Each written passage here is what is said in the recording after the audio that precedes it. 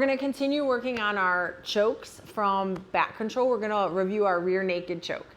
So from here, as we've talked about, we have our hooks, we have our different body configurations for the lower body, our half back, our body triangle, faux body triangle, intentional hooks, right? So I'm really utilizing my hooks. We're not crossing here, right? Yep, exactly. She can break my ankles. So cinching in and really focusing on this control.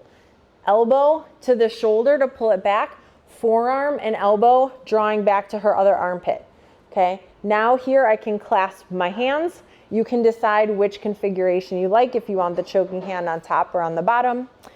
And head to head, like a two-headed monster. I have to stay super tight, chest to the back, so I keep my alignment. So even if I'm here and I didn't have hooks, I could still follow Ling because I'm super tight, right? Until I get my hooks. One thing to think about too is you don't want to be super close where your hips are in, connected, right to her lower back, because see how hard it is now for me to reach? Yep, and I'm almost like falling backwards. I want my butt back, and then I have better control. I'm going to show you how to do this from the seated position first, but most likely we're going to finish it from a side, either the positive side or the negative side. Rear naked can work on both, and I'll give you a tip for each. But when we're on the side, I'm actually going to be able to thrust my hips into the choke, which is something I always want to be able to do. So as we're here, Ling's going to be hand fighting, right? So as she's hand fighting, I really want to program taking my underhook hand.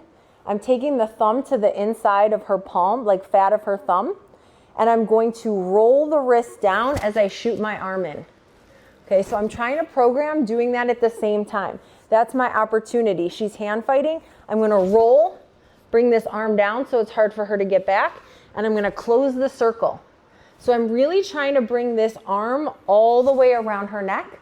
I'm giving her a pat on the back. I'm bringing my chin on top of my wrist or forearm.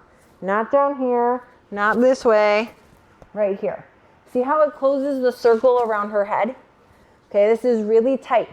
So from here, I'm going to retract my hand behind. I don't want to come out to finish the rear naked and bring the arm here. She can arm lock. So I come from behind, paint her back, lead with my elbow on top of the shoulder, grab my bicep and grab my opposite shoulder. Then I still stay close with the head. I'm going to puff my chest, cinch my elbows in to connect to her chest and shoulder, and then slowly squeeze my elbows in. Okay, I'm going to just come in nice and easy like that. Okay, so if we fall to the positive side, we're here, boom, right? Ling's fighting right away. I want to try and shoot this arm in, retract, come in. I can use my hips now and my hooks.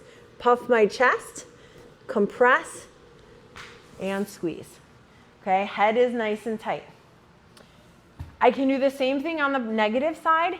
It's gonna be kind of hard, honestly, when you fall on your shoulder.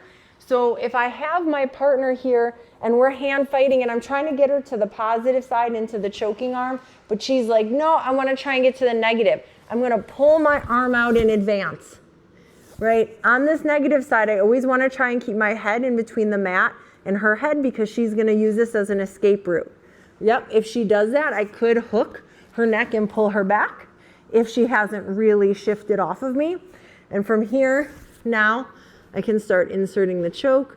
I'm thrusting my hips forward, puffing the chest, bringing the elbows together. Just to reiterate, like on this one arm choke, in particular too, or anytime we can like isolate this arm, when my partner's defending, right, which she's gonna be, and I come in and strip, I'm not just throwing this away so she can come back and defend, right? I'm gonna strip, and if I'm falling to the side too, I can isolate, right, with my arm. I come in, just like that. Or I can go for the rear naked, right? It doesn't matter. I'm gonna show you the short choke too.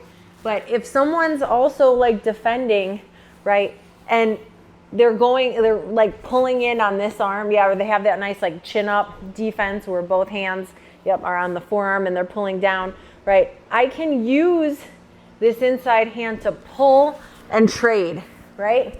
So I can switch sides. If she's still defending, that chin up grip, yep, she's got like a 2-on-1 pulling down. I can switch and grab this opposite wrist And you can always use the knuckle, right, of the thumb to come in and really like wrench it through and get underneath, right? Ideally, it's underneath. Yofti was showing a great option. If they do use their chin, you want to use your shoulders more so to defend. We'll talk about that next week. But if their chin is in place, I don't want to like rake my partner's jaw, right?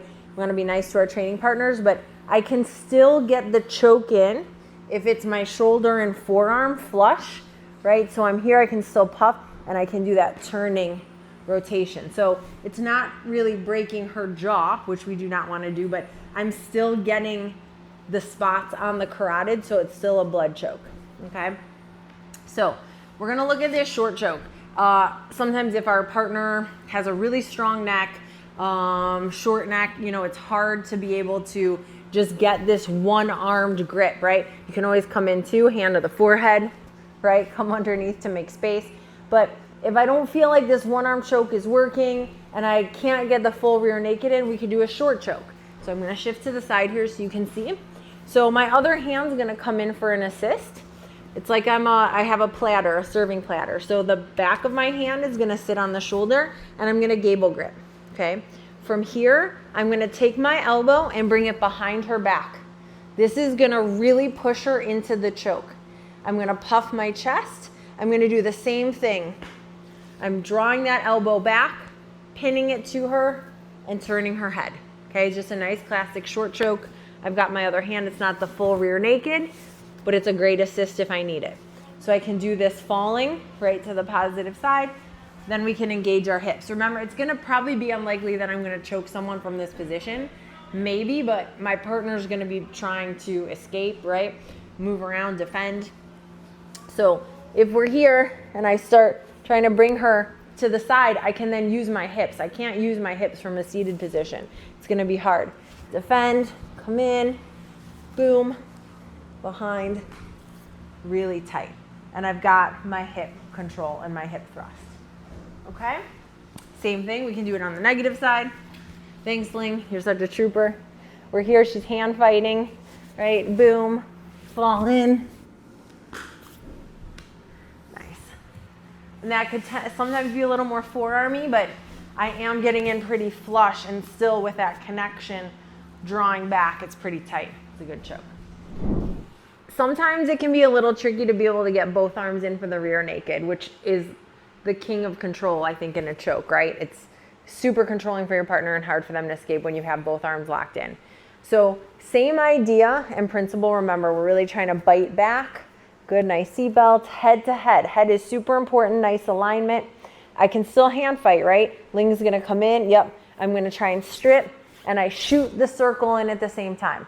So because my elbow is already in front of the shoulder pinning like it should be, right? I can get this really nice, like long arm all the way around. I really want my elbow under the chin, okay? Because then my bicep is aligning on one side of the carotid and my forearm on the other.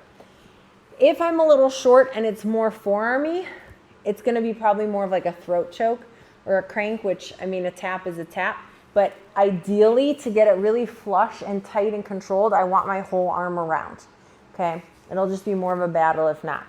So I'm here, my chin is right on top, my head's connected. So to show you seated first, what I'm doing, I'm gonna puff my chest, bring my elbow into her chest. I'm raking my elbow back as I stay connected to her head, but look at her, right? So I'm turning my head into her head. I'm still attached and just looking at her temple and ear, driving her into the choke. And Jay used a really good analogy of like, this elbow is like a vegetable peeler. It's just like peeling the top of the shoulder, right? So it's that motion of bringing it back. I'm not doing this without her body. I'm staying connected. So as we're here, I'm in this position, right? I start falling. I'm gonna bring the hips into it also. So I puff my chest. I'm just gonna bring it back, just like that, right? Negative side, even better. Because now I don't have to get that arm out. So especially if I feel like I'm here and I can't get this arm out, no problem. I've got to keep her head in line here, thrust the hips, super tight, okay? So we're really compressing the elbow to the chest, right? Closing that circle, And then I'm gonna puff my chest and just turn and rotate. And bringing the hips into it, okay? Let's give it a shot. 1, 2, 3.